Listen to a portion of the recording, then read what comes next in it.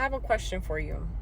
Do you know the story about Paul in the Bible, who used to be Saul, who used to unalive believers in God, who sought after to unalive believers in God? You know about him, right? This is someone that we highly regard, and we read his passages from the Bible. A lot of people live by what Paul has said. But he was a murderer, and he murdered people who believed in God. But that's the person that God chose to redeem. That's the person that God had his hand on his life. My question to you is, if you knew anyone that was actively doing what Paul used to do, would you believe that God can save that person? We live in a time of cancel culture.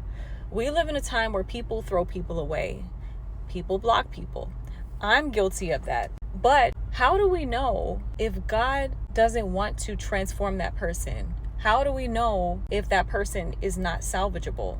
It's so easy for us to judge and criticize and make the assumption that there's no hope for someone. But God himself, it says in his word that he has mercy on who he chooses to have mercy on. So think about the people in your life that you might think is a hopeless cause and that they will never change, and the people that have done crazy things, such as the people in the Bible. Think about them. Do you believe that God can save them?